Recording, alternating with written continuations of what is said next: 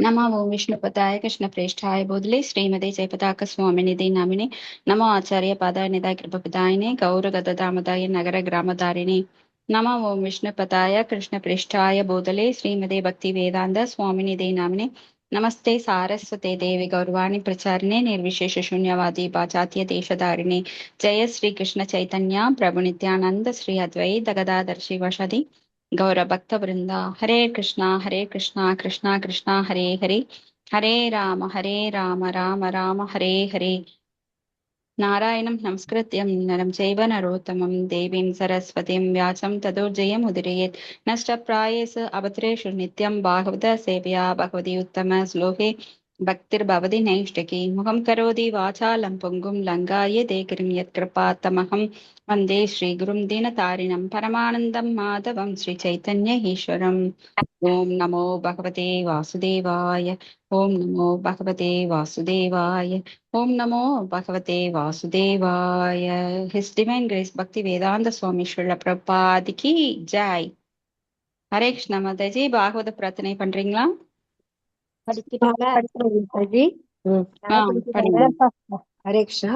சர்வசாஸ்திராப்தி பீயூசா சர்வ வேதைக சத்பலா சர்வ சித்தாந்த ரத்னாட்ய சர்வ லோகைக்க திருப்ருதா சர்வ பாகவத பிராண ஸ்ரீமத் பாகவத பிரபு கலிதுவந்தோதாதித்ய ஸ்ரீ கிருஷ்ண பரிவர்த்தித பரமானந்த பாடாய பிரேம வர்ஷாக்ஷராயதே சர்வதா சர்வசேவாய ஸ்ரீ கிருஷ்ணாய நமோஸ்துதே.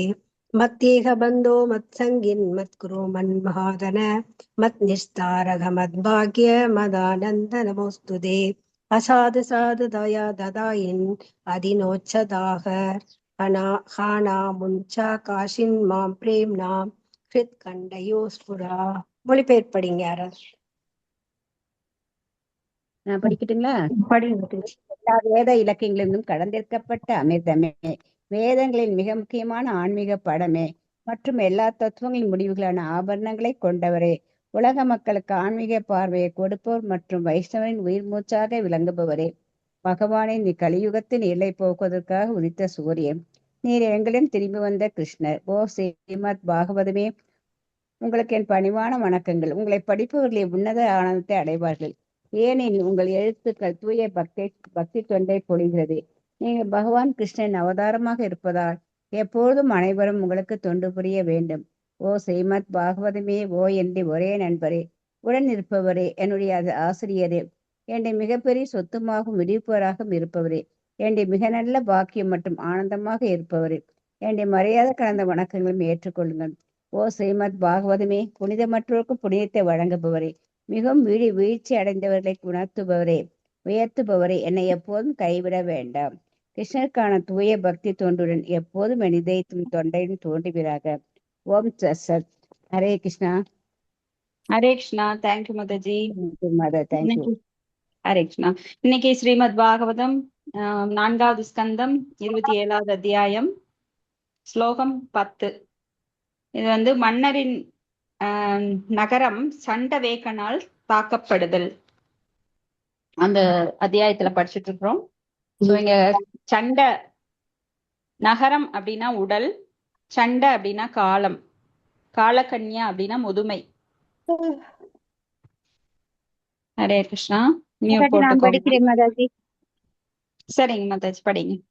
நீங்க ஸ்லோகம் படிங்க மாதாஜி. தேசு தத்ரிக்த ஹாரேஷு கிரக கோஷாணு ஜீவிஷு நிரூடேன மமத்வேன விஷயேஷு அன்பபத்யத. ஹரே கிருஷ்ணா. மொழிபெயர்ப்புகளை வழங்கியவர் தெய்வத்திரு ஆஷா பக்தி வேதாந்த சுவாமி ஸ்ரீ பிரபதைக்கு ஜெய். இக்குழந்தைகளும் பேர குழந்தைகளும் மன்னர் புரஞ்சனின் செல்வங்களான அரண்மனை, கஜானா, வேலைக்காரர்கள், செயலர்கள் போன்றவற்றை கொள்ளையடிக்கும் கொள்ளைக்காரர்களாக விளங்கினர். இப்பொருள்களிடத்து புரஞ்சனின் பற்று மிகவும் ஆழமாக வேரூன்றிருந்தது. பொருளுரை: இஸ்லோகத்தில் செல்வத்தை கொள்ளையடிப்பவர்கள் என்று பொருள்படும் திக்த காரேஷா என்ற என்னும் சொல் குறிப்பிடத்தக்கது. ஒருவனது குழந்தைகள், பேர குழந்தைகள் மற்றும் வாரிசுகள் எல்லாம் இறுதியில் அவன் சேர்த்து வைத்திருக்கும் செல்வத்தை கொள்ளையடிப்பவர்களே ஆவர். போற்றுதலுக்கும் பாராட்டுதலுக்கும் உரிய எத்தனையோ தொழில் அதிபர்களும் ஆலை அதிபர்களும் ஏராளமான செல்வத்தை சம்பாதித்து பொதுமக்களால் புகழப்பட்டிருக்கின்றனர். ஆயினும் அவர்கள் செல்வம் அனைத்தும் இறுதியில் அவர்கள் குழந்தைகளினாலும் பேர குழந்தைகளினாலும் கொள்ளையடிக்கப்படுகின்றன. ஒரு இந்திய தொழில் அதிபர் மன்னர் புரஞ்சனனை போல் சிற்றின்பத்தில் மிகவும் விருப்பம் கொண்டு 12 மனைவிகளை மணந்திருந்தார். ஒவ்வொரு மனைவிக்கும் தனித்தனி வாழ்க்கை வசதிகள் இதற்கே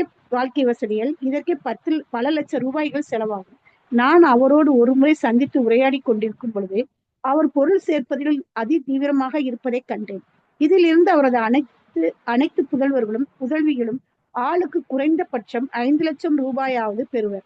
இதனாலேயே தொழிலதிபர்களும் ஆலை அதிபர்களும் அல்லது கர்மிகளும் சாத்திரங்களின் மூடர்கள் என்று அழைக்கப்படுகின்றனர். இவர்கள் மிகவும் கடுமையாக உழைக்கின்றனர், பொருள் சேர்க்கின்றனர். இறுதியில் செல்வம் எல்லாம் குழந்தைகள் மற்றும் பேர குழந்தைகளால் கொள்ளையடிக்கப்படும். இம்மனிதன் தங்கள் செல்வத்தை அது உண்மையான உரிமையாளருக்கு திருப்பி தர விரும்புவதில்லை. பகவத்கீதை 5.29 போக்தாராம் யஞ தபசாம் சர்வலோக மகேஸ்வரம் என்று கூறுகிறது. அனைத்து செல்வங்களின் உண்மையான உரிமையாளர் முழுமுதற் கடவுளே என்பது இதன் பொருள். அவரே உண்மையில் அனுபவிப்பவரும் ஆவார். பொருள் சம்பாதிப்பவர்கள் என்று சொல்லப்படும் அனைவரும் தந்திரம் அறிந்தவர்கள் ஆவார். அத்தந்திரங்களினால் அவர்கள் தொழில், வணிகம் என்பனவற்றில் மறைந்து கொண்டு இறைவனின் பணத்தை எடுத்துக் கொள்கின்றனர். இவ்வாறு சேர்த்து பணத்தை பின்னர் இவர்களின் குழந்தைகள் மற்றும் பேர குழந்தைகள் கொள்ளையடிப்பதைக் கண்டு மகிழ்ச்சி அடைகின்றனர். இதுதான் உலக வாழ்க்கை என்பதாகும். வாழ்க்கையில் ஒருவன் உடல் என்னும் கட்டில் அடைபட்டு வீண் கர்வத்தினர் மயக்கமடைந்திருக்கின்றான். அதனால்தான் ஒருவன் நான் இந்த உடல், நான் ஒரு மனிதன், நான் அமெரிக்கன், நான் இந்தியன் என்று நினைக்கின்றான். இவ்வுடல் கருத்து வீண் ஆணவத்தினால் உண்டாவதாகும். ஆணவத்திற்கு அடிமையாகும் ஒருவன் தன்னை ஒரு குறிப்பிட்ட குடும்பம், நாடு, இனத்தை சேர்ந்தவன் என்று அடையாளப்படுத்துகிறான். இவ்வாறு ஒருவனது உலகப்பற்று மேலும் மேலும் மேலும் அதிகரிக்கிறது. இதனால் அவனது சிக்கலிலிருந்து மீள்வது ஒவ்வொருவனுக்கும் மிகவும் கடினமானதாகிறது. இம்மனிதர்கள் பகவத்கீதையில் 16 அத்தியாயம் 16, 13, 15 இவர்களை பற்றி விரிவாக பேசுகிறது. இதம் நத்திய மயாலப்தம் இமம் பிராப்சி போனவரதம் இதம் அஸ்தீதம் அதிமே பரிசீதி புனர்த்தனம் அசோமயா கதா சத்ரு ஹனிஷியே சாபரானபி ஈஸ்வர ஹம் அகம் கோகி சித்தோ கம் பலவான் ஸ்ருஹி ஆத்யோ விஜனவான் அஸ்மி கோனியஸ் தி சத்ருஷ்ரோமயா யஷ்யே தாஷ்யாமி ஓதிஷ்யா இது அஞ்ஞான விமோகிதக. அசுரத்தன்மையுடைய நினைக்கின்றான். இன்று நான் ஏராளமான செல்வமுடையவனாக இருக்கின்றேன். எனது திட்டங்களின்படி நாளை இதைவிட அதிகம் பெறுவேன். இன்று இருப்பது அனைத்தும் எனதே. எதிர்காலத்தில் இது மேலும் மேலும் அதிகரிக்கும். இவன் எனது பகைவன். அதனால் இவனை நான் கொன்றேன். மேலும் எனது எல்லா பகைவரும் கொல்லப்படுவர். நானே எல்லாவற்றிற்கும் தலைவன். நானே அனுபவிப்பேன். நான் நிறைவுடையவன், ஆற்றலுடையவன், மகிழ்ச்சியுடையவன். நானே பெரும் பணக்காரன். மேற்குடி உறவினர்களால் சூழப்பட்டிருப்பவன். என்னை போல் வேறொருவன் பணக்காரனாகவும் மகிழ்ச்சியாகவும் இல்லை. நான் வேள்விகளை செய்வேன், நான் தானம் செய்வேன், அதனால் மகிழ்ச்சி அடைவேன். இவ்வாறு அவர்கள் அறியாமையினால் மயக்கப்பட்டிருக்கின்றனர். இவ்வழியில் மக்கள் பல்வேறு கடின உழைப்புகளில் ஈடுபடுகின்றனர். மேலும் உடல், வீடு, குடும்பம், தேசம், இனம் என்பனவற்றின் மீதான அவர்களது பற்றும் மேலும் மேலும் ஆழமாக வேரூன்றுகிறது. ஹரேஸ்வர். தேங்க்யூ மாதாஜி. தேங்க்யூ மாதாஜி. இப்போ பாகவதம் நம்மளுக்கு எதையுமே மறைக்கிறது இல்ல. ரொம்ப பட்டவர்த்தமாக நம்மளுக்கு எல்லாத்தையுமே சொல்றாங்க. எப்படி ஒருவன் மனைவியின் மேல் மயங்கி உடல் உறவில் ஈடுபட்டு கடைசியில சொத்து சுகம் அப்படின்னு சொல்லிட்டு நிறைய மனைவிகளை கட்டுறவங்க நிறைய இப்படிதான் வாழ்க்கையை வீணடிச்சிடுறாங்க. அதாவது ஒரு மனைவி இருந்தாலே அந்த குழந்தைகளுக்கு சொத்து சேர்க்கறாங்க. அப்ப 2 மனைவி 3 மனைவி அந்த காலத்துல எல்லாம் பாத்தீங்கன்னா பெண்கள் எண்ணிக்கை அதிகமா இருந்தது. அதை பேலன்ஸ் பண்றதுக்காக ஒருவர் பல தாரங்களை கட்டலாம் அப்படிங்கிற ஒரு சட்டம் இருந்தது. இப்பெல்லாம் ஒருத்தருக்கு மேல டைவர்ஸ் பண்ணி கட்டிட்டு தான் இருக்காங்க, அது வேற விஷயம். ஆனா அப்பெல்லாம் டைவர்ஸ் கிடையாது. அப்போ அவங்களையெல்லாம் மெயின்டைன் பண்ணணும். அவங்க குழந்தைகளுக்கு சரியான வகையில உணவு, உடை, வீடுங்கிறது அவங்கவுங்க வசதிக்கு ஏற்ப ஆடம்பரமான பங்களாவோ இல்ல மிடில் கிளாஸ் ஃபேமிலியோ இல்ல லோ கிளாஸ் ஃபேமிலியோ அவங்கவுங்களுக்கு தகுந்த மாதிரி அவங்க செஞ்சுட்டே இருக்கணும். அப்போ ஒரு ஆணோட வாழ்க்கை இதுலயே ரொட்டீனா போயிடுது. அவன் கழுத மாதிரி நாக்க தொங்க விட்டுட்டு லோன்னு உழைச்சிட்டே இருப்பான். கடைசியில ஒரு நாள் பிள்ளைங்கெல்லாம் பேர பிள்ளைங்கெல்லாம் அடிச்சுக்கும் சொத்துக்கு. அது கண்ணுல பார்த்துட்டு எதுக்குடா நாம இத்தனை சொத்து சேர்த்தோன்னா கஷ்டப்பட்டு அப்புறம் இறந்தும் போயிடுவான். இவ்வாறு ஒருவனது காலம் வீணடிக்கப்படுகிறது. இங்க இந்த ஸ்லோகத்துல சொத்தை கொள்ளையடிப்பவர்கள் ரிக்தஹாரேச, ஒருவனது குழந்தை, பேர குழந்தை, வாரிசு எல்லாமே இறுதியில் சேர்த்து வைத்திருக்கும் சொத்தை கொள்ளையடிக்கிறாங்க. இது எல்லா வீடுகள்லயும் நடக்குது. பங்காளி சண்டை சொத்து பிரிக்கிறப்ப பாத்தீங்கன்னா வீடு அப்படியே பாகிஸ்தான் இந்தியா கலவரம் மாதிரி இருக்கும். ஒண்ணுக்கு ஒண்ணு திட்டிக்கிறதும், வார்த்தை பேசுறதும், கெட்ட வார்த்தைகள் பேசுறதும், அடிச்சுக்கிறதும், கோர்ட்ல கேஸ் நடக்கிறது, கொலை பண்றது, அதுக்கும் மேல கொலையில போய் முடியும். சொத்துக்காக அடிச்சுக்கிட்டு கொலை பண்ணிக்குவாங்க உறவுகள். அப்படி ஒரு அசிங்கமான உம், உறவுகள் வந்து அந்த நிலைப்பாட்டுல இருக்கும். ஸோ ரொம்ப நாள் கழிச்சு அப்புறம் பேசிக்குவாங்க. ஆனா சொத்து பிரிக்கும் போது பார்த்தா குடும்பத்துல எந்த குடும்பத்துல சண்டை இல்லாம மேக்சிமமா இருந்தது இல்ல. சில குடும்பங்கள் அபூர்வமா சுமூகமா போயிருவாங்க. ஆனா பல குடும்பங்கள்ல 99% குடும்பங்கள்ல சண்டையை தான் நீங்க பாக்குறீங்க. அப்போ எவ்வளவுதான் சொத்து சேர்த்து வச்சாலும் பேர பிள்ளைகளோ பிள்ளைகளோ அதனால மகிழ்ச்சி அடையிறது கிடையாது. ஆனா சேர்த்து வச்சு அவன் வந்து ரொம்ப கஞ்சத்தனமாக கோயிலுக்கு கொடுக்காம, யாருக்கும் தானம் கொடுக்காம, உதவி பண்ணாம, அவனுடைய வாழ்க்கை கருமி. இததான் பாகவதத்துல சொல்றாங்க. கருமி அப்படின்னா கஞ்சத்தனம் கிடையாது, கஞ்சத்தனம் கூட. கருமி அப்படின்னா பலன் கருதும் செயல்ல ஈடுபடுறவன் பெருமை கருமிதான். அப்ப இந்த மாதிரி சேர்த்து வைக்கிறவன் தானும் அனுபவிக்காம பின்னாடி பிள்ளைகள் அனுபவிக்குமாங்கிறதெல்லாம் கேரண்டி கிடையாது. ஏன்னா அவன் சூதாட போனானா ஒரே இதுல அவன் சேர்த்து வச்சது காலங்காலமா சேர்த்து வச்சதெல்லாம் 2-3 குதிரை ரேஸ்ல எல்லாம் கழண்டு போயிடும், எல்லா சொத்தும் போயிடும், நஷ்டமாயிடும். இப்படி எத்தனையோ குடும்பங்களை நாம பார்த்திருக்கோம். பல கோடி அதிபர்களா இருந்த குடும்பங்கள் எல்லாம் ஒண்ணுக்காகாம போன காட்சிகள் எல்லாம் நம்ம நேரடியாவே பார்த்திருக்கோம். சோ இந்த மாதிரி போக்தாராம் எக்கேதபசாம் சர்வலோக மகேஸ்வரம் பகவான் சொல்றாரு பகவத்கீதையில 5.29 நான் தான் உண்மையான அனுபவிப்பாளன். ஆனா இங்க அனுபவிக்கணுங்கிற பேர்ல நிறைய சொத்து சேர்த்தாலுமே அவனால அனுபவிக்க முடியாது. ஏன்னா அனுபவிக்கணும்னு நினைச்சிட்டு அவன் ஓடிட்டே இருப்பான். ஓடி கொஞ்சம் ஓஞ்ச அப்புறம் அனுபவிக்கலாம்னு நினைக்கிறப்ப அவனுக்கு உடம்புல சுகர் வரும், பல நோய்கள் வந்துடும். அப்புறம் அவன் ஸ்வீட் சாப்பிட முடியாது, சரியா சாப்பிட முடியாது, சரியா தூங்க முடியாது. ஏன்னா ஓடி ஓடி ஒழிச்சப்பெல்லாம் இளமை, அப்பெல்லாம் உடம்பு தாங்குச்சு. ஆனா அனுபவிக்கும்னு நினைக்கிறப்ப அவனால எதுவுமே முடியாது. அப்புறம் பையன் அதை கொத்திட்டு போயிடுறான். அப்புறம் பையன் அதே மாதிரிதான் பண்ணுவான், அவனோட பிள்ளைகளுக்கு சேர்த்திட்டு இருப்பான். அப்ப அவன் அனுபவிக்கும்னு நினைக்கிறப்ப அவன் காலம் போயிரும். கண் கட்ட பிறகு சூரிய நமஸ்காரம்.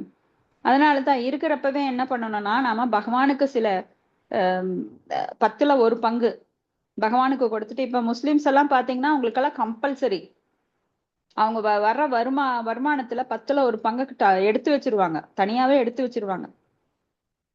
நம்மளுக்கெல்லாம் அது கம்பல்சரியா சட்டம் சொல்லுது. ஆனா சட்டத்தை யார் மதிக்கிறா? வேத சட்டத்தை, வேதங்களை எல்லாம் புறக்கணித்துட்டு வாழ்றவங்க இப்படியே ஓடிடுறாங்க. எனக்கெல்லாம் தெரியாது அப்படின்னு கடைசியில் சொல்லுவாங்க. சட்டத்தை படிச்சாதானே தெரியும், இல்ல சொல்றத கேட்டாதானே தெரியும். தெரியாதுன்னு சொல்றதெல்லாம் எக்ஸ்கியூஸ் கிடையாது. நீங்க போய் கொலை பண்ணிட்டு எனக்கு தெரியாம செஞ்சுட்டு அப்படின்னா சட்டம் உங்களை தண்டிக்காம விடாது, நீங்க ஜெயில தான் கம்பி எண்ணணும். அது போல இங்க தெரியாதுன்னு நீங்க பகவானுக்கு எந்த கைங்கரியும் பண்ணாம அங்க ஜெய விஜயர்கள்ட்ட போய் எனக்கு தெரியாம நான் பண்ணிட்டேன் அப்படின்னா அவங்க எல்லாம் மன்னிக்க மாட்டாங்க. நீ இங்க வர வேண்டிய இடமே இல்லை, உனக்கு பாரு அங்க ஆப்போசிட்ல யமலோகம் இருக்கு, அங்கதான் நீ போக வேண்டியவன், போ அப்படின்னு சொல்லிடுவாங்க. சோ பகவானுக்கு கைங்கரியம் பண்றதுக்காகத்தான் நம்ம இங்க உடல் எடுத்திருக்கோம். உடல் எடுத்து அதாவது பிரம்மன் யார், கடவுள் யார், அவருக்கு எவ்வாறு பணிவிடை செய்வது, அவருடைய சேவகன் நித்திய சேவகன் நான் என்பதை புரிந்து அவருக்கு தொண்டு செய்யணும். ஆனா உடல் பெற்ற ஆத்மாக்களுக்கு தொண்டு செய்யறது, உடலுக்கு தொண்டு செய்யறது ரொம்ப முட்டாள்கள் செய்யற வேலை. நான் நிறைய படிப்புக்கு பணங்கள் தர்றேன், நான் அன்னதானம் பண்றேன். கடவுள் சம்பந்தம் இல்லாம வெறும் புற உடலுக்கு செய்வது எப்படின்னா, ஆற்றில் அடித்து போகும் ஒரு பிணத்தோட ஒரு ஆளோட ஆத்துல ஒருவன் தவறி விழுந்துட்டான், அவனுக்கு நீச்சல் தெரியாது. ஆனா அவனை பிடிக்கிறீங்க, எப்படியோ கையில பிடிச்சிட்டீங்க, அவன் சட்டை மட்டும் கழண்டு வந்துடுது, ஆளு தண்ணிக்குள்ள அடிச்சுட்டு போறான். அப்ப அங்க இருக்கிறப்ப சட்டை பிடிச்சவன் சொல்றான், நான் காப்பாத்திட்டேன் அப்படின்னு சட்டை பிடிச்சிட்டு குதிக்கிறான்.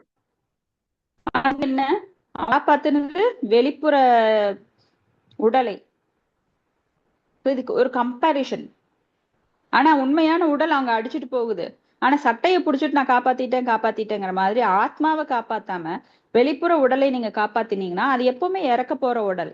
அதுக்கு நீங்க எத்தனை தான் தானம் கொடுத்தாலும், அன்னதானம் பண்ணாலும், சட்டை கொடுத்தாலும் ஒரு நாளைக்கு செய்யலாம். ஆனா வாழ்நாள் ஃபுல்லா உங்களால செய்ய முடியுமா? அது போல ஒரு குழந்தை ஒண்ணு காணாம போயிடுச்சு அப்படின்னா அந்த குழந்தைய நீங்க 2 நாள் வச்சிருக்கலாம், 3 நாள் வச்சிருக்கலாம். வாழ்நாள் ஃபுல்லா வச்சு உங்களால காப்பாற்ற முடியாது. ஆனா தாய் தந்தையரிடம் கொடுத்தால் அது வாழ்நாள் ஃபுல்லா நிம்மதியா இருக்கும். ஏன்னா அவங்க எப்பவுமே பார்த்துப்பாங்க. அது போல ஒருவருக்கு நமது தாய் தந்தையான பகவானை காட்டி கொடுத்தா அவங்க எப்பவுமே நிம்மதியா இருப்பாங்க. டெம்பரரி சொல்யூஷன் கிடையாது, இது பர்மனன்ட் சொல்யூஷன். அதனால தான் யாரே தேக்கோ தாரே கஹோ கிருஷ்ண உபதேஸ் அப்படின்னு சைத்தன்ய மகாபிரபு நம்மளுக்கு சொல்லியிருக்காரு. யாரை பார்த்தாலும் நீ அவங்களுக்கு கிருஷ்ண உபதேசம் பண்ணு, எல்லாருமே குரு ஆகணும் அப்படின்னு சொல்றார். ஓ, இந்த மாதிரி நினைக்கிறவங்க என்ன பண்றாங்கன்னா உடல் தளத்துல செயல்படுறாங்க. தேகாத்ம புத்தி. யஸ்யாத்ம புத்தி குணபேத்ரிதாத்கே ஸ்வதி கலாத்ரீஷு பௌமைத்யதி யத்தீர்த்த புத்தி ஷலிலேன கர்ஹிஷித் ஜனே அபிக்ஞேஷு ச ஏவ கோகரஹ. கோகரஹ அப்படின்னா அதாவது விலங்குக்கு சமானம், பசுவுக்கும் விலங்குக்கும் சமானம் அப்படின்னு பாகவத ஸ்லோகம் 10வது அத்தியாயத்துல இது சொல்றாங்க. யஸ்யாத்ம புத்தி, தேக புத்தி, நான் இந்த தேகம், கபம் பித்தம் வாதம் இதெல்லாம் இருக்கிற இந்த தேகம் தான் நான் அப்படிங்கிற புத்தி. அப்புறம் என்ன அடையாளப்படுத்துறாங்க? உடலின் உற்பத்தி பொருட்கள், அதாவது தன்னுடைய மகன், உறவினர்கள் எல்லாம் நம்மளோட ஜெனரேஷன், நம்ம உறவினர்கள் அப்படின்னு நினைக்கிறது. அப்புறம் பிறந்த பூமியை வழிபாட்டுக்குரியதா நினைக்கிறது. இந்த பூமி, இந்திய பூமி என் தாய்நாடு, என் திருநாடு, இதை நான் வணங்க வேண்டும் அப்படின்னு நிலத்தை வணங்குறது. அப்புறம் தெய்வீகமான மனிதர்களை மீட் பண்ணாம தீர்த்தத்துல போய் குளிக்கிறது. தீர்த்தத்துல குளிச்சா புண்ணியம், கங்கையில போய் நான் குளிச்சுட்டு வரேன். ஆனா அங்க போய் எந்த மகான்களையும் தரிசிக்கல. கோயிலுக்கு வெறுமனமே போயிட்டு உடம்பு போகுது, ஆனா உணர்வு கிடையாது. உணர்வு யாருகிட்டயும் அட்வைஸ் வாங்கணும். அங்க பெரிய பெரிய சன்னியாசிகள், பெரிய பெரிய சுவாமிகள் எல்லாம் இருப்பாங்க. அவங்ககிட்ட எல்லாம் போய் பாகவதம் கேட்காம, அவங்களோட உபதேசம் கேட்காம சும்மா தண்ணிக்குள்ள உட்கார்ந்து எந்திரிச்சு வந்துடுறது. ஏன்னா கங்கையில குளிச்சா நல்லது அப்படின்னுட்டு. அப்போ அங்க போறது நல்லது, தீர்த்தத்துல நீராடுவது நல்லது. ஆனா அங்க தெய்வீகமான மனிதர்களை கண்டிப்பா மீட் பண்ணி அவங்களுடைய பிரச்சாரங்களை கேட்கணும். அப்படி இல்லை அப்படின்னா அவங்க ஒரு பசு அல்லது கழுதைக்கு சமானம். கோக்கரக ச ஏவ கோக்கரக, அவங்க பசு அல்லது கழுதைக்கு சமானம் அப்படின்னு பாகவதத்துல. நம்மளுக்கு பாகவதத்துல எதுவுமே மறைக்கிறது கிடையாது. ஐயோ இதை சொன்னா அவங்களுக்கு நோகுமே. சில பிரபுபாதர் அப்படியே ஓப்பனா அடிக்கிறார். நீ கேட்டாப்போ கேட்காட்டி போ, இதுதான் உண்மை, நான்லாம் மறைக்க வேண்டிய அவசியம் கிடையாது. நீ ஏன்னா இத்தனை காலம் விட்டாச்சு, கலியுகத்துக்கு வந்தாச்சு. சத்தியுகம் விட்டு, ஸ்திரேதா யுகம் விட்டு, துவாபர யுகம் விட்டு கலியுகத்துக்கு தான் நீ லாய்க்கி நீங்க வந்துட்ட. சோ சத்தியுகத்துல, திரேதா யுகத்துல, துவாபர யுகத்துல கூட காய் மறைவு இலை மறைவா மறைமுகமா சொல்லலாம். ஆனா கலியுகத்துக்கே வந்துட்ட நீ. இப்ப மாடு படாத பாடு, விலங்கு மாதிரி நீ நடந்துட்டு இருக்க. சோ உனக்கெல்லாம் சொல்லி புரிய வைக்கணும்னா ஓப்பனா சொல்ற. நீ இப்படி என்னோட குடும்பம், என்னோட இனம், என்னோட மகன், என்னோட மகள், பேரன் பேத்தின்னு உட்காந்துட்டு இருந்தீங்கன்னா நீ தேரவே மாட்ட அப்படின்றாரு. இது அமங்கலமா தெரியலாம், ஆனா உண்மை இதுதானே. உண்மையை பேசாம எப்பவுமே பூசி மொழிகிட்டு இருந்தா எப்பதான் உண்மை தெரியறது? ஒரு புத்தி கெட்டவனுக்கு நாம எப்படி அணுகணும் அப்படின்னா, முதல்ல சொல்லி பார்க்கணும், இல்ல மிரட்டி பார்க்கணும், அதுவும் முடியலையா அடிச்சு பார்க்கணும். இப்படி சில பிரபுபாதர் நம்ம கிட்ட சாஃப்டா எல்லாம் பேசல. ஏன்னா நாம இருக்கிற அந்த கேடுகட்ட நிலையில இந்த கலியுகத்துல இருந்தாலுமே நம்மளுக்கு இன்னும் புத்தி வரலைங்கிறதுனால ஓப்பனா சொல்றாரு எல்லாமே. கேட்டா போ, கேட்காட்டி போ அப்படின்னு. கேட்டா நல்லது, கேட்காட்டி இப்படியேதான் இருப்ப அப்படின்னு. சோ அசுரத்தன்மையுடையவன் நினைக்கிறான், இன்று நான் ஏராளம் செல்வமுடன் இருக்கிறேன், எனது திட்டப்படி நாளைக்கும் நடக்கும், அப்புறம் எதிர்காலத்துல இது மேல மேல அதிகரிச்சுட்டே போகும். இவன் என்னோட பகைவன், இவன் என்னோட நண்பன் அப்படின்னுட்டு இவனை நான் கொல்றேன், பகைவன் எல்லாம் நான் கொன்னுடுவேன், அப்புறம் நான் தான் அனுபவிப்பேன். ஹிட்லர் அப்படித்தான் பண்ணினார் இல்லைங்களா? நிறைய பேரை தூக்கிலிட்டாரு, கொடுமை பண்ணினாரு. கடைசியில உயிருக்கு பயந்து ஓடினார். தன்னை போலவே பல வேஷம் போட்டு நிறைய ஹிட்லர் உருவாக்குனாரு. ஏன்னா குழப்பம் பண்றதுக்கு. ஹிட்லரை வந்து எல்லாரும் தேட ஆரம்பிச்சிட்டாங்க. மக்கள் அவ்வளவு வெறுத்து போயிட்டாங்க. ரொம்ப காலமா அவர் வந்து அராஜகம் பண்ணினார். நான் தான் எல்லாருக்கும் தலைவன் சொல்லிட்டு தூக்குல விடுறது, கொடுமை பண்றது எல்லாம் பண்ணினார். அப்புறம் அவரோட வாழ்வு அவ்வளவுதான், முடிஞ்சு போயிரும். அப்புறம் மக்கள் எல்லாம் எதுக்க ஆரம்பிச்சிட்டாங்க. கடைசியில ஒரு நாள் அவரே சாக போறாரு. எங்க ஓடி ஒளியறதுன்னு தெரியல. என்னென்னமோ வித்த பண்ணினார். கடைசியில அவர் எப்படி செத்தாருங்கிறது கூட ஹிஸ்டரியில் இல்ல. அதே மாதிரி அலெக்சாண்டர் பாத்தீங்கன்னா, எப்ப பார் அவருக்கு என்ன வேலைன்னா அடுத்த நாட்டை போருக்கு போய் அதை வென்று திரும்புறது தான் அவருக்கு வேலை. இப்படியே நிறைய கண்ட்ரிஸ் அவர் வந்து அவருடைய ராஜ்யத்தை எல்லைய விரிவாக்கம் பண்ணிட்டே இருந்தார். ஒரு நாள் அலெக்சாண்டருக்கு சாவு வந்தது. அப்போ நினைச்சு அழுதார். என்னோட வாழ்நாள்ல நான் என்ன அனுபவிச்சேன், பெருமை. நான் வந்து பல நாடுகளை வென்றேன் அப்படிங்கிற பெருமையை தவிர, வெட்டி பெருமை அது. சர்டிபிகேட் போட்டு உக்காந்துக்க முடியுமா? ஆனா நான் உருப்படியா என்ன பண்ணினேன்னு அப்புறம் யோசிச்சு பாக்குறாரு. கண்ணுல கண்ணீர் வருது அவருக்கு. சோ எப்படிப்பட்ட வீரனாகவோ அல்லது கோடீஸ்வரராகவோ இருக்கலாம். ஆனா பகவானை பத்தி தெரிஞ்சுக்கல, தான் ஒரு ஆத்மா, நான் உடல் அல்ல என்கின்ற செல்ஃப் ரியலைசேஷன், தன்னுணர்வு இல்லை அப்படின்னா அவன் மனுஷனே கிடையாது, மிருகத்திற்கு சமானம். சோ பெரும் பணக்காரன், மேற்குடி உறவினர்களால் சூழப்பட்டிருப்பவன், என்னை போல வேறொருவரும் பணக்காரராகவும் மகிழ்ச்சியாகவும் இல்லை. நான் வேள்விகளை செய்வேன், தானம் செய்வேன், அதனால் மகிழ்ச்சி அடைவேன். இவ்வாறு அவர்கள் அறியாமையினால் மயக்கப்பட்டிருக்கின்றனர். ஏன்னா ஆத்மா எங்க போறதுக்குன்னு வழி தேடாம உக்காந்துட்டு இந்த உடல் சம்பந்தமான விஷயங்களை ஈடுபட்டு கடைசியில உடலை விட்டுட்டு அவன் ஆத்மாவை எங்க கொண்டு போய் சேர்க்கறன்னு முக்கியமான விஷயத்தை விட்டுறான். மற்ற விஷயங்களெல்லாம் நல்லா பாக்குறான். அதெல்லாம் ஒரு சிறிய காலத்திற்குரியது, ஷார்ட் டைம். விட்டில் பூச்சி வாழ்க்கை. விட்டில் பூச்சி வந்து எப்படி மடிஞ்சு போகுதோ அது மாதிரி நாம வந்து உடனே முடிச்சுட்டு போயிடும். பிரம்மா ஒரு கண்ணை மூடி விழிக்கிறதுக்குள்ள நம்ம வாழ்க்கை முடிஞ்சு போகுது. பிரம்மாவோட ஆயுட்காலம் நாமெல்லாம் பார்த்திருக்கிறோம். எத்தனை மில்லியன் வருடங்கள். அவரோட வாழ்க்கையை பார்க்கும்போது நம்மளதெல்லாம் விட்டில் பூச்சி வாழ்க்கை. ஆனா அதுக்குள்ள எவ்வளவோ திட்டங்கள். நான் அது ஆகணும், டாக்டர் ஆகணும், ஃபாரின் போகணும், நான் பெரிய பிசினஸ் மேன் ஆகணும், எவ்வளவோ ஆசைகள். பெரிய வீடு கட்டணும், பெரிய கார் வாங்கணும், எத்தனையோ ஆசைகளை அடுக்கி வச்சுக்கிட்டு அதுக்காக ஓடி ஓடி ஓடி ஓடி அவன் துன்பத்தை தானே வாங்கிக்கிறான். துன்பம் யார்கிட்டயுமே இருந்து வர்றதில்லை, அவனே தேடிக்கிறான். சோ இவ்வழியில் மக்கள் பல்வேறு கடின உழைப்புகளில் ஈடுபடுகின்றனர். மேலும் உடல், வீடு, குடும்பம், தேசம், இனம் என்பவற்றின் மீதான அவர்களது பற்று மேலும் மேலும் ஆழமாக வேரூன்றுகிறது. சோ பற்று அப்படிங்கிறது பாத்தீங்கன்னா நம்மள கட்டுண்ட வாழ்வில் மேலும் மேலும் சிக்க வைக்கிறது. உடல் மேல பற்று, குடும்பத்து மேல பற்று, தேசத்து மேல பற்று, இனத்தின் மேல பற்று.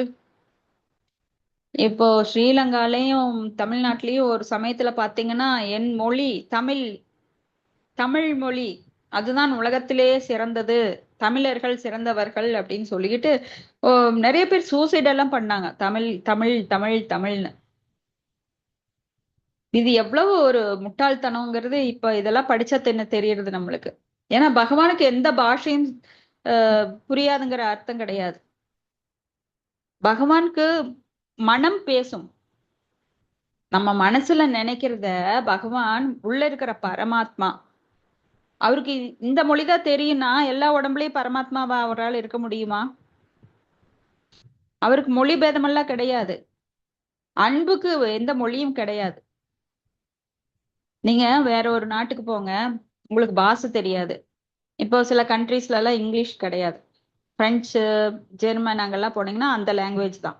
அப்ப தீப்பத்தி எரியுது, நீங்க எப்படி கூப்பிடுவீங்க? பிரெஞ்சுல தீப்பத்தி எரியுதுன்னு பிரெஞ்சுல கூப்பிடுவீங்களா? ஃபயர் ஃபயர்னு இங்கிலீஷ்ல சொல்லுவீங்களா? ப்ளீஸ் ஹெல்ப் மீ அப்படின்னு சொல்லுவீங்களா? அவனுக்கு ஒன்றும் புரியாது. அப்போ அவன் கண்ணால பாக்குறான், நீங்க ஆபத்துல இருக்கிறத அவன் உணர்றான். நீங்க ஏதோ ஒரு லாங்குவேஜ் பேசினாலும் அவனுக்கு தெரியுது, ஓ இவங்க ஆபத்துல இருக்கிறாங்கன்னு, ஓடி வந்து ஹெல்ப் பண்றான். சோ இது வந்து உணர்வு. அன்புக்கு வந்து எந்த பாஷையும் கிடையாது.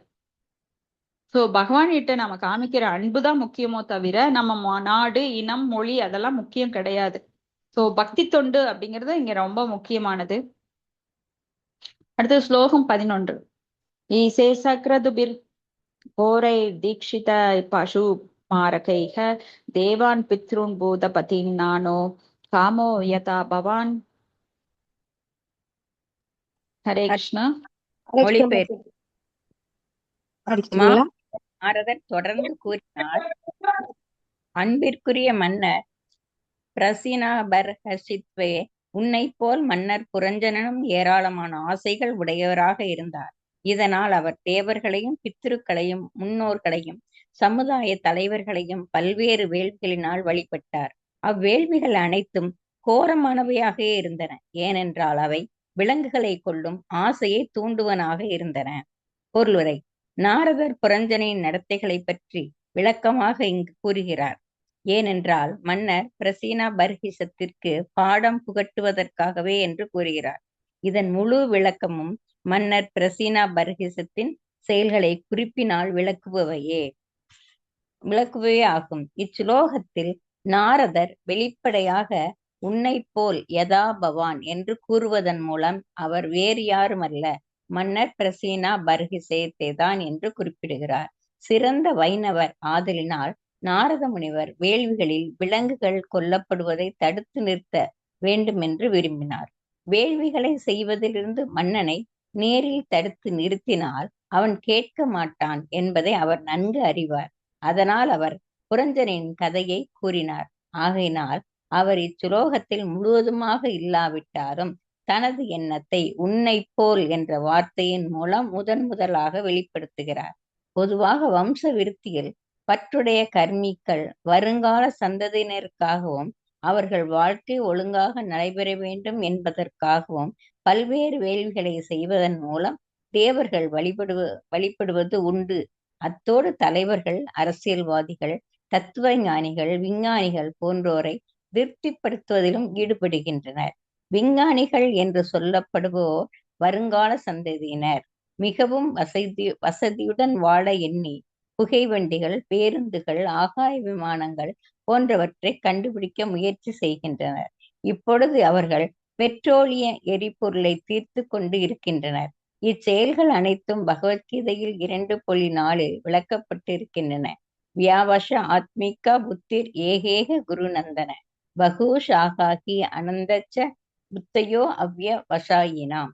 ஆன்மீக பாதையில் செல்வோர்கள் குறிக்கோள் உறுதியுடையதாக இருக்கிறது. அவர்களது லட்சியமும் ஒன்றே ஆகும். ஓ குருகுலத் தோன்றலே, உறுதி இல்லாதவனின் புத்தி பல கிளைப்பட்டதாகும். எல்லாவற்றை பற்றியும் அறிவுடையவராக இருப்பவர்கள் கிருஷ்ண உணர்வை நிறைவேற்றும் உறுதியுடையவர்களாக இருக்கின்றனர். ஆனால் பாவிகளும் துஷ்கிருதினா, மனிதரில் இழிந்தோரும் நாரதமா, புத்தி இல்லாதவர்களாக மாயையா பக்ருதா ஞானா, அவசர வாழ்க்கையினை அசுரம் பாவம் ஆசிரித்தாக சரண் புகுந்திருப்பதினாலும் கிருஷ்ண உணர்வில் பற்றின்றி இருக்கின்றனர். அதனால் அவர்கள் சிக்கிக் கொள்வதோடு பல்வேறு செயல்களில் ஈடுபடவும் செய்கின்றனர். இச்செயல்கள் அனைத்தும் விலங்குகளை கொல்வதையே மையமாக கொண்டு இருக்கின்றன. தற்கால சமுதாயமும் விலங்குகளை கொல்வதைத்தான் மையமாக கொண்டு இருக்கிறது. இறைச்சி உண்ணவில்லையானால் உடலில் ஊட்டமும் உரமும் குறைந்துவிடும் என்று கர்மிகள் விளம்பரப்படுத்துகின்றனர். இதனை கருத்தில் கொண்டால் கடுமையாக உழைப்பதற்கு ஒருவன் இறைச்சி உண்ண வேண்டும். அது ஜீரணமாவதற்கு மது அருந்த வேண்டும். மது, மாமிசம் அருந்தியதை சமநிலைப்படுத்துவதற்கு போதுமான அளவு உடலுறவு கொள்ள வேண்டும். இப்படியே போய் கடுமையாக ஒரு கழுதையை போல் உழைப்பதற்கு உடலை உறுதியுடையதாக வைத்திருக்க வேண்டும். விலங்குகள் 2 வழிகளில் கொல்லப்படுகின்றன. ஒன்று, சமய வேள்விகளில் கொல்லப்படுகின்றன. உலகில் உள்ள அனைத்து சமயங்களும் புத்த மதம் தவிர வழிபடும் இடங்களில் மிருகங்களை கொல்லும் சடங்குகள் உடையனவாக இருக்கின்றன. வேத நாகரீகத்தில் மாமிசம் உண்பவர்கள் சில ஒழுங்குமுறை விதிகளுக்கு உட்பட்டு காளி தேவியின் கோவிலில் ஓர் ஆட்டை பலியிட்டு பின்னர் அதன் மாமிசத்தை உண்ண வேண்டும் என்கின்றனர். அதே போல் அவர்கள் சண்டிகா தேவியை வழிபட்டு மது அருந்துகின்றனர். கட்டுப்பாட்டுடன் மாமிசம் உண்பதே இதன் நோக்கம். ஆனால் இக்கட்டுப்பாடுகள் அனைத்தையும் மக்கள் துறந்திருக்கின்றனர். இப்போது அவர்கள் மதுக்கடைகள் மற்றும் இறைச்சி கடைகளை நாள்தோறும் திறந்து வைத்து மது, மாமிசம் உண்ணுகின்றனர். நாரத முனிவரை போன்ற ஒரு வைஷ்ணவ ஆச்சாரியார் சமயத்தின் பெயரால் விலங்குகளை கொல்வதில் ஈடுபடும் மனிதர்கள் நிச்சயம் பிறப்பு இறப்பு சுழற்சியில் சிக்கிக்கொண்டு அவர்கள் வாழ்வின் உண்மை லட்சியமாக வீடு பேறு பெற்று முழுமுதற் கடவுளை அடைவது என்பதை மறந்து விடுவர் என்பதை நன்கறிவார். இவ்வாறு மாமுனிவர் நாரதர் ஸ்ரீமத் பாகவதத்தை வியாச முனிவருக்கு உபதேச அருளிய போது வேதங்களில் குறிப்பிடப்பட்டிருக்கும் கர்மகாண்ட பலன் தரும் செயல்களை கண்டிக்கின்றார். வியாசரிடம் நாரதர் கூறுகிறார். மாதாஜி நீங்க படிங்க மாதாஜி இந்த ஸ்லோகம். ஹரே கிருஷ்ணா. மாதாஜி. இது படிங்க. जुगुप्सितं धर्मे कृते अनुशासदः स्वभाव रक्तस्य महान् व्यतिक्रमः यत्वाक्यतो धर्म इतीतरस्थितो नमन्यते तस्य निवारणं जनः. பொதுமக்கள் இயற்கையில் எதையும் அனுபவித்து மகிழும் நாட்டமுடையோர். நீ அவர்களை சமயத்தின் பெயரால் அவ்வழியிலேயே ஊக்கம் அளித்திருக்கின்றாய். இது மிகவும் கண்டிக்கத்தக்கது. அவர்கள் உனது கட்டளைகளின் கீழ் வழிநடத்தப்படுவதனால் சமயத்தின் பெயரால் அவர்கள் இச்செயல்களை ஏற்றுக்கொள்வர் என்பதோடு அவர்கள் கட்டுப்பாடுகளை பற்றி கவலைப்பட போவதுமில்லை. பொதுமக்களுக்கு வழிகாட்டும் எண்ணத்தில் வியாசதேவர் உபதேசங்கள் பலவற்றை தொகுத்ததற்காக ஸ்ரீலா நாரத முனிவர் அவரை கடிந்து சாத்திர நூல்களில் நேரடி பக்தி தொண்டு பற்றிய எந்தவித குறிப்பும் இல்லை என்பதை நாரதரின் உத்தரவின் பேரிலேயே ஸ்ரீமத் பாகவதத்தில் விளக்கப்பட்டிருக்கும் முழுமுதற் கடவுளின் நேரடி வழிபாடு வியாச முனிவரால் உரைக்கப்பட்டு இருக்கிறது. இதன் முடிவு முழுமுதற் கடவுளான விஷ்ணுவோ அல்லது அவரது பக்தர்களோ எந்த இடத்திலும் சமயத்தின் பெயரால் விலங்குகள் கொல்லப்படுவதை அனுமதிக்கவில்லை என்பதே ஆகும். உண்மையில் சமயத்தின் பெயரால் மிருகங்கள் கொல்லப்படுவதை தடுப்பதற்காக கிருஷ்ணர் தன்னையே புத்த பகவானாக அவதரித்து கொண்டார். சமயத்தின் பெயரால் விலங்குகள் பலியிடப்படுவது தமோகுணத்தின் அறியாமை குணம் தாக்கத்தினால் நடைபெறுகிறது. இதன் குறிப்பு பகவத்கீதை 18வது அத்தியாயத்திலும் காணப்படுகிறது. யயா தர்மம் அதர்மம் சா காரியம் சாகாரியம் ஏவச்சா ஆயதாவாத் பிரஜானாதி புத்திக ஷா பார்த்தா ராஜசி அதர்மம் தர்மம் இதியா மன்யதே தமசா விருதா ஷர்வார்தான் விபரிதாம் ச புத்திக ஷா பார்த்தா தாமசி. தர்மத்திற்கும் அதர்மத்திற்கும் செய்யத்தக்கது செய்யத்தகாதது என்பவற்றிற்குள்ள வேறுபாட்டினையும் உள்ளபடி புரிந்து கொள்ளாதது ஒரு பிரதையின் மைந்தனே ஓ ரஜோகுணம் எனப்படும் இருளாலும் மாயையாலும் கவரப்பட்டு தர்மத்தை அதர்மமாகவும் அதர்மத்தை தர்மமாகவும் கருதி எப்போதும் தவறான திசையில் செல்வது ஓ பார்த்தா தமோகுணம் எனப்படும். தமோகுணம் உடையவர்களே விலங்குகள் பலியிடுவது போர் சமய பழக்கங்களை உண்டு பண்ணுகின்றனர். உண்மையில் தர்மம் என்பது உன்னதமானதாகும். பகவான் கிருஷ்ணர் சமய தர்மங்கள் அனைத்தையும் விட்டுவிட்டு அவரையே சரணடைதல் வேண்டும் என்று உபதேசிக்கிறார். சர்வ தர்மான் பரித்தியஜ்ய. இவ்வாறு பகவானும் அவரது பக்தர்களும் அவரது பிரதிநிதிகளும் விலங்குகள் கொல்லப்படுவதை அனுமதிக்காத உன்னத தர்மம் ஒன்றினையே உபதேசிக்கின்றனர். தீவினை பயத்தால் இன்றைய தினம் இந்தியாவில் சமய இயக்கங்களின் தொண்டர்கள் என்று தம்மை சொல்லிக் கொள்வோர் தர்மத்தின் பெயரால் அதர்மத்தை பரப்புகின்றனர். அவர்கள் சாதாரண ஒரு மனிதனை கடவுள் என்று சொல்வதோடு துறவிகள் உள்ளிட்ட அனைவரும் மாமிசம் ருசிக்கலாம் என்றும் கூறுகின்றனர். Hare Krishna. Thank you Mataji. Hare Krishna. Thank you Mataji. So இதுக்கு ரொம்ப பெரிய பர்பட் தந்திருக்காரு ஸ்ரீல பிரபுபாதர் அப்படின்னா இதனோட முக்கியத்துவத்தையும் எல்லாருமே உணரணும். அப்போ இந்த மாமிசம் சாப்பிடுறதுங்கிறது இப்போ ஒரு ஃபேஷனா போயிடுச்சு, நாகரிகம். டெய்லி கூட சாப்பிட்றவங்க ஒரு வீட்டுல பணம் இருக்குதுன்னு சொன்னா அது டெய்லியுமே சாப்பிட்றாங்க. நாவின் ருசிக்காக கொலை பண்ணி சாப்பிடுறது ஒரு பழக்கமா போடுச்சு. இதுக்கு காரணம் என்ன? ஆதியில இதுக்கு காரணம் என்னன்னு பார்த்தா வேதங்கள். சோ வேதத்தை வகுத்தவர் வியாசதேவர்.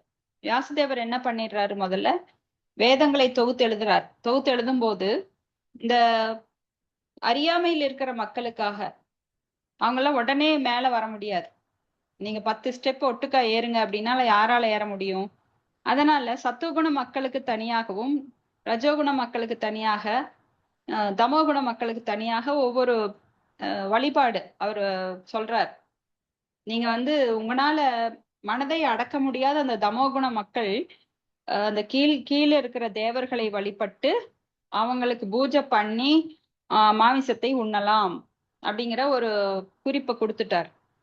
ஆனா இதை எல்லாருமே புடிச்சுக்கிட்டாங்க. சத்துவகுணத்துல இருக்கிறவங்க கூட படிப்படியா மாறி கடைசியில எல்லாருமே அதை புடிச்சுக்கிட்டு நாங்க மாமிசம் சாப்பிட்றோம்னு போய் கெடா வெட்டுறது. இப்ப காளி தேவி கோயில் எல்லாம் பாத்தீங்கன்னா, பத்ரகாளி கோயில் மேட்டுப்பாளையத்துல எல்லாம் பாத்தீங்கன்னா கெடா வெட்டி அதை சமைச்சு விருந்து போட்டு அவங்களும் சாப்பிட்டு அது ரொம்ப மகிழ்ச்சியா இருப்பாங்க.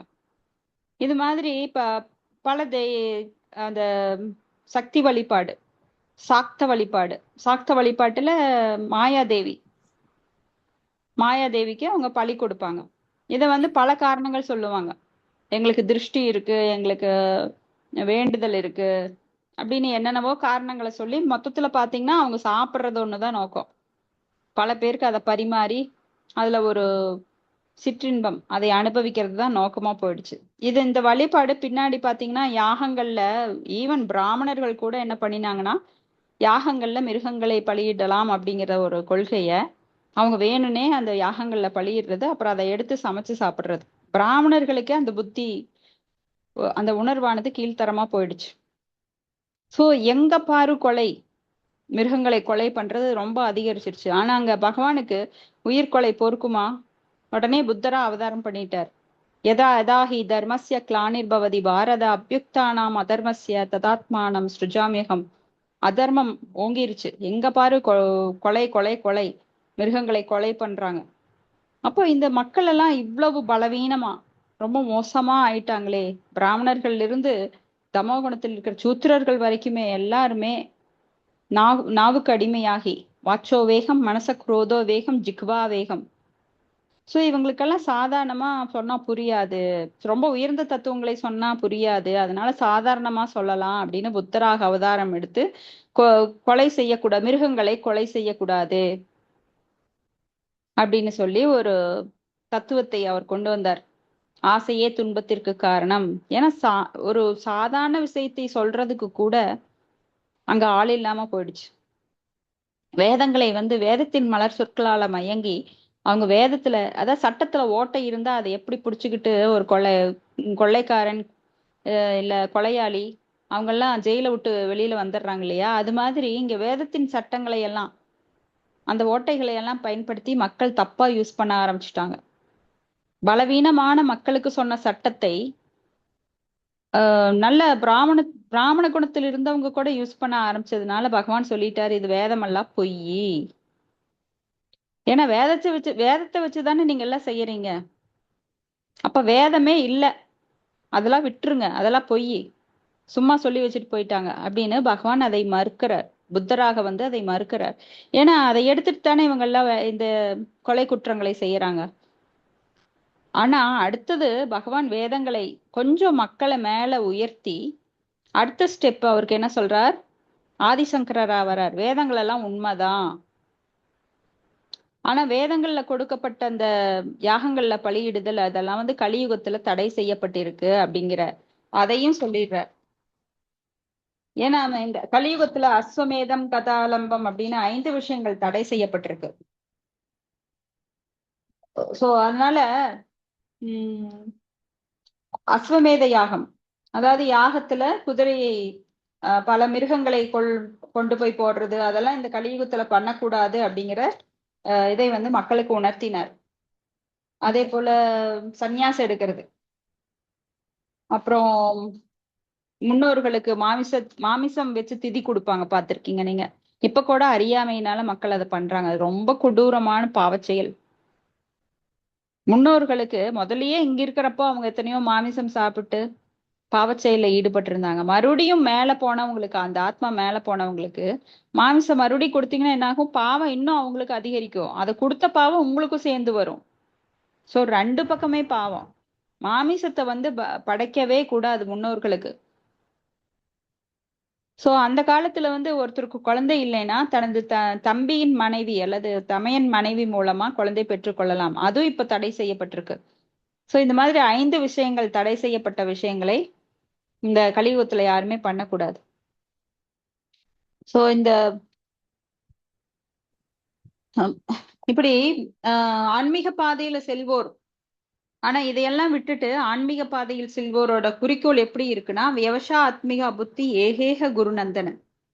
அவங்களுக்கு ஒரே ஒரு லட்சியம்தான், பகவானை அடையணும். உறுதி இல்லாதவன் புத்திக்கு பல கிளைகள் இருக்கு. இல்ல இப்படி பண்ணலாம், அவனுக்கே அவன் வந்து ஒரு ஜட்ஜ் ஆயிருவான். இல்ல இல்ல, நாம சொல்றதுதான் கரெக்ட். ஏன்னா அவன் மனக்கற்பனை, அவனை மனக்கற்பனையினால அவன் துரத்திட்டே இருக்கப்படுவான். நீ செய்யறது நல்லது, இன்னும் செய் இன்னும் செய் அப்படின்னு சொல்லி அவனே அவனுக்கு ஒரு சட்டத்தை ஏற்றிக் கொள்வான். பொதுவான சட்டம் தான் எல்லாருக்குமே, அவங்கவுங்களுக்குன்னு ஒவ்வொருத்தர் சட்டம் ஏற்ற முடியாது. அப்ப எல்லாருமே வேதத்தை ஃபாலோ பண்ணணும், குரு சாது சாஸ்திரா. ஆனா வேதம் இறுதியாக என்ன சொல்றதுன்னு பார்க்கணும். அதுல வந்து வேதம் ஆரம்பத்துல சொல்றத போய் ஒரு நல்ல நிலையில இருக்கிறவன் அதுல வந்து கர்ம காண்டிய பகுதியை எடுத்துட்டு ஃபாலோ பண்ணக்கூடாது. ஞான காண்டமோ கர்ம காண்டமோ அதுல எடுத்துட்டு ஃபாலோ பண்ணது. வேதங்களின் இறுதி முடிவு என்ன அப்படிங்கறத தான் ஒருத்தர் கண்டுபிடிச்சு அதைத்தான் ஃபாலோ பண்ணணும். ஏன்னா வேதங்களோட இறுதி முடிவு தான் நம்மளுக்கு பாகவதம் பகவத்கீதையா தரப்பட்டு இருக்கு. ஏன்னா நாமெல்லாம் வேதங்கள் படிச்சு புரிஞ்சு குழம்பி அதுல தெளிவு பெறது அப்படின்னா பல கோடி ஜென்மங்கள் வேணும். வேதமெல்லாம் கடல் மாதிரி. அதனாலதான் ரொம்ப எளிமையாக்கி வியாசதேவர் நம்மளுக்கு கொடுத்திருக்கார் பாகவதம். ஏன்னா நாரதர் வந்து தன் குழம்பி போய் உட்கார்ந்துட்டு இருக்கிற வியாசதேவரை பாக்குறார். வியாசதேவரோட குரு வந்து நாரதர். சோ எல்லா வேதங்களையும் நான் பிரிச்சு எழுதிட்டேன், ஆனாலும் மனசுல நிறைவே கிடையாது, என்ன பண்ணலாம் அப்படின்னு புத்தி தடுமாறி உட்கார்ந்துருக்கார். அப்ப நாரத முனிவர் அங்க வர்றார். வந்து அவருக்கு சொல்றார், நீ வேதங்கள்ல இப்படி மக்களுக்கு எவ்வளவு தவறு செய்யறாங்க, அந்த தவறுக்கு செய்யறதுக்கு மறுபடியும் ஊக்கமளிக்கிற மாதிரி நீ எழுதி வச்சிருக்க.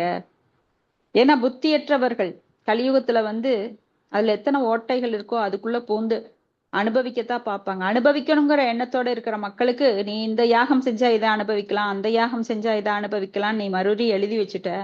அதனாலதான் உனக்கு மனம் வந்து இன்னும் தடுமாறுது.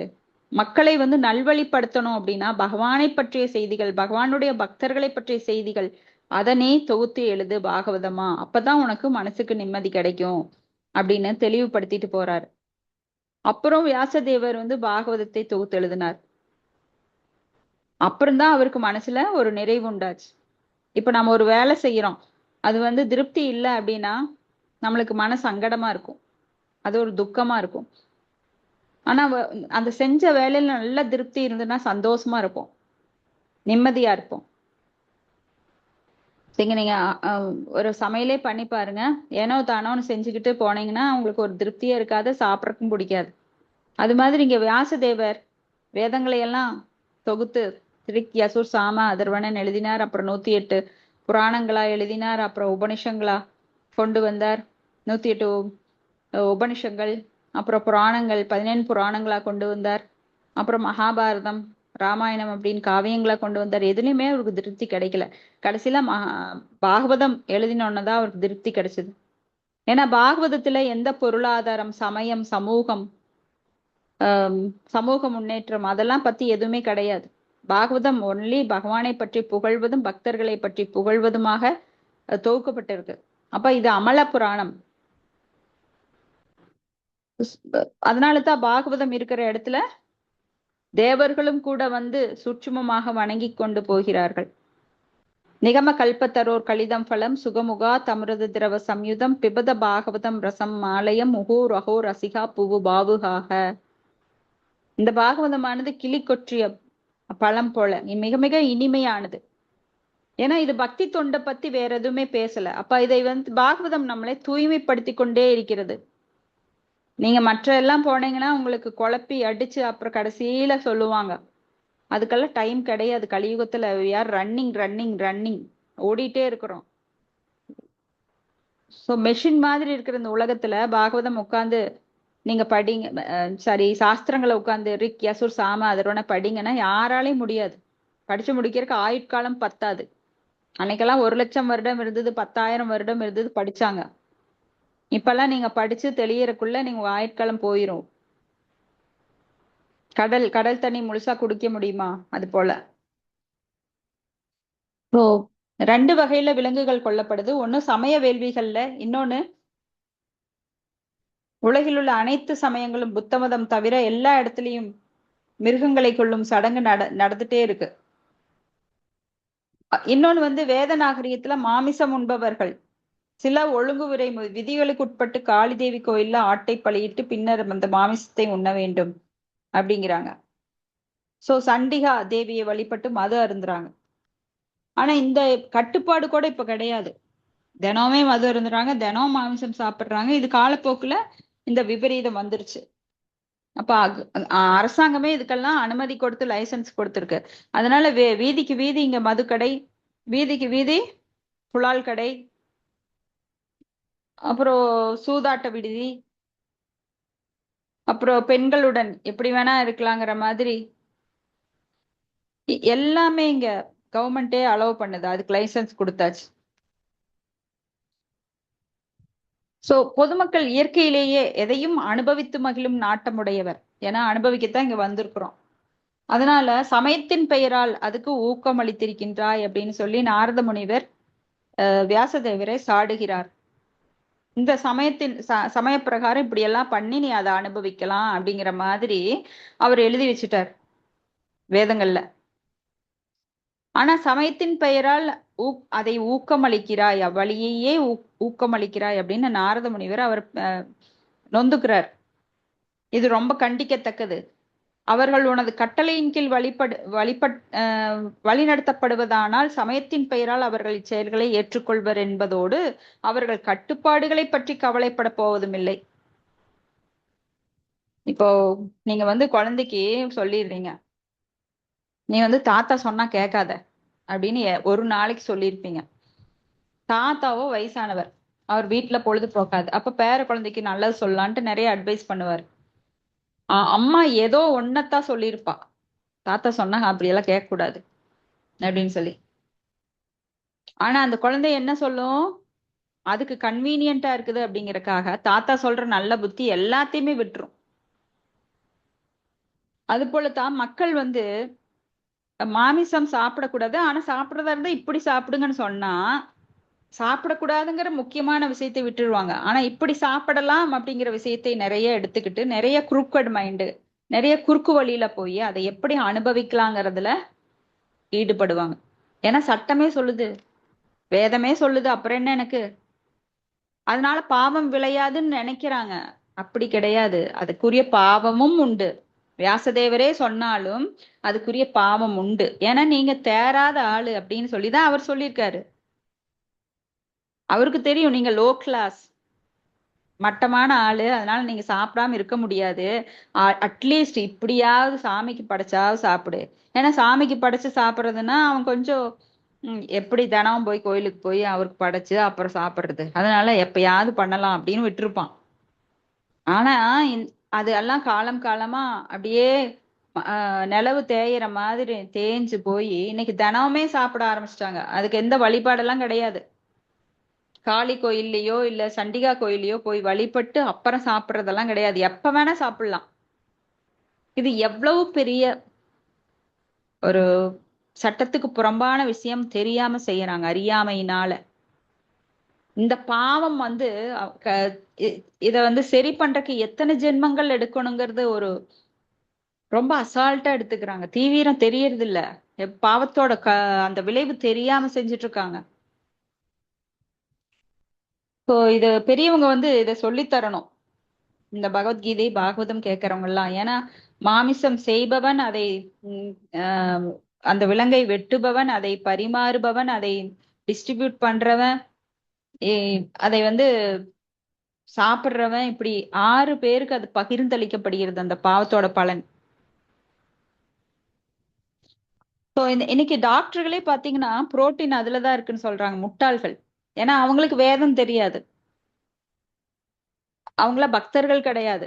டாக்டர்லாம் நாம என்னமோ பெரிய பொசிஷன்ல வச்சு பாக்குறோம். உண்மையிலே அவங்க எல்லாம் வெட்டி டாக்டர் பிசினஸே வந்து ஒரு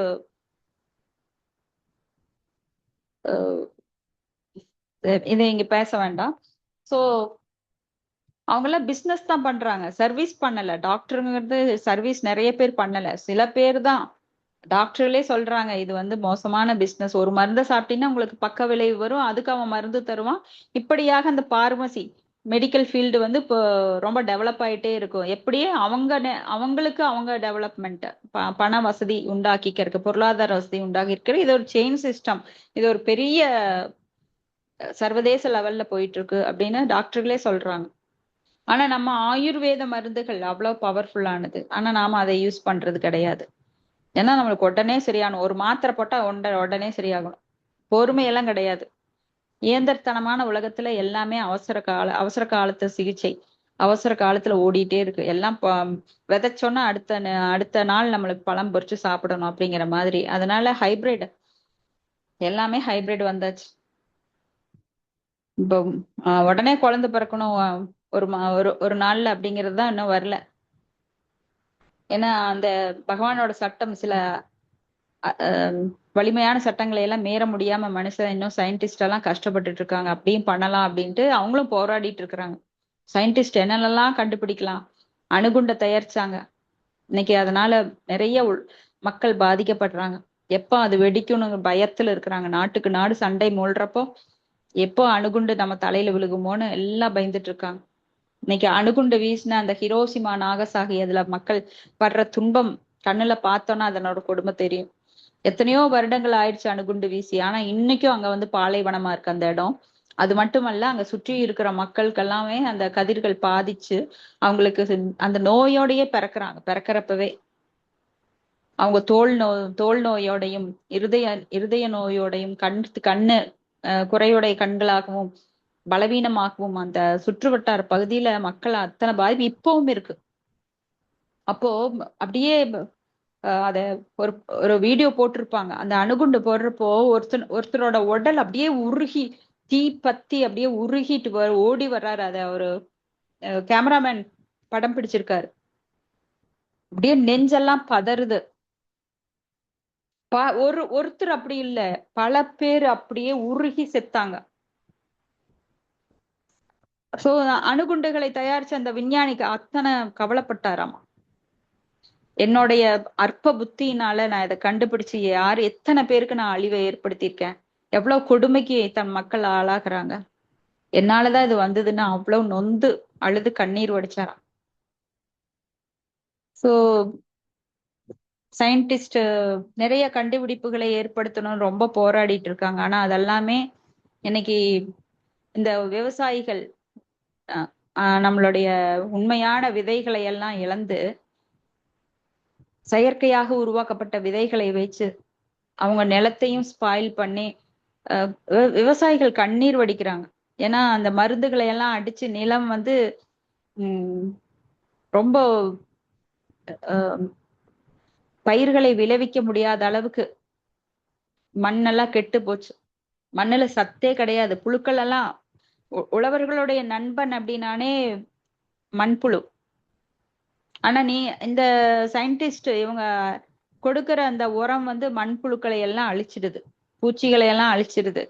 பூச்சிகள் கூட போய் சாப்பிட மாட்டேன், நேச்சுரலா இருக்கிற பூச்சிகள் போய் கூட சாப்பிட முடியல, அந்த அளவுக்கு அதுல விஷத்தன்மை இருக்கு.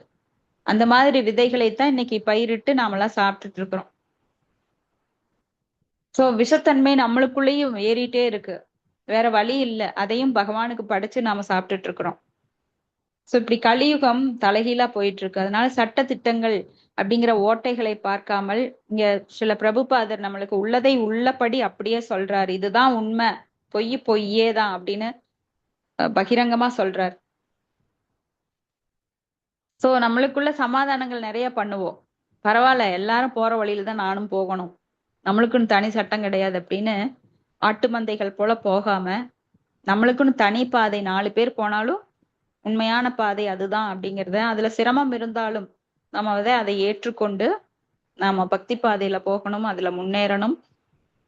இத்தனை மணிக்கு வந்தா கஷ்டம், நம்ம வேற வேலையை பார்க்கலாம் அப்படிங்கறதெல்லாம் கிடையாது. உண்மையை புரிஞ்சுக்கிறதுக்கு நாம நம்மளை எந்த நிலையிலும் தயார்படுத்திக்கணும். உண்மையை புரிந்து அதன்படி செயல்பட நம்ம பக்தர்கள் சங்கத்துல என்னைக்குமே இணைந்து இருந்தா மட்டும்தான் நம்மளால முன்னேற முடியும். ஆன்மீக லோகத்துக்கு போறங்கிறது சாதாரண விஷயம் கிடையாது. சோ தமோகுணம் உடையவர்களே விலங்குகள் பலியிடுவது போல் சமய பழக்கங்களை உண்டு பண்ணுகின்றனர். உண்மையில் தர்மம் என்பது உன்னதமானது. பகவான் கிருஷ்ணர் சமய தர்மங்கள் அனைத்தையும் விட்டுவிட்டு அவரை சரணடைய வேண்டும் என உபதேசிக்கிறார். சமய தர்மங்கள்னா இந்த மாதிரி கைத்தவ தர்மம், நீ இதை பண்ணினா அது கிடைக்கும், இதை பண்ணினா அது கிடைக்கும்னு வேதங்கள் சொல்ற அந்த சமய தர்மங்களை கைவிட்டு பகவானை சரணடையணும். இவ்வாறு பகவானும் அவரது பக்தர்களும் அவரது பிரதிநிதிகளும் விலங்குகள் கொள்வதை அனுமதிக்காத உன்னத தர்மம் ஒன்றினையே உபதேசிக்கின்றனர். தீவினை வயத்தால் இன்றைய தினம் இந்தியாவில் சமய இயக்கங்களின் தொண்டர்கள் என்று தம்மை சொல்லிக் கொள்வோர் தர்மத்தின் பெயரால் அதர்மத்தை பரப்புகின்றனர். அவர்கள் சாதாரண ஒரு மனிதனை கடவுள் என சொல்வதோடு துறவிகள் உள்ளிட்ட அனைவரையும் மாமிசம் ருசிக்கலாம் என கூறுகின்றனர். துறவிகள் கூட இன்னைக்கு பொய்யான அந்த கைத்தவ தர்மத்துல மாமிசம் உண்டு, மக்களையும் அந்த வழியில கொண்டு செல்கிறார்கள். அதெல்லாம் மக்களை குருடன் வழிநடத்தி செல்வது போல. அந்த குருடன் மட்டும் போய் விழுகிறது இல்ல, குருடனோடு சேர்ந்து பின்னாடி போறவங்க எல்லாமே வீழ்ந்த ஆத்மாக்கள். முதல்லயே நம்ம வீழ்ந்த ஆத்மாக்கள், அதுலயும் மறுபடியும் படுகொலியில வீழ வைக்கிறாங்க. ஹரே கிருஷ்ணா. இதோட முடிச்சுக்கலாம். ஏதாவது சந்தேகம்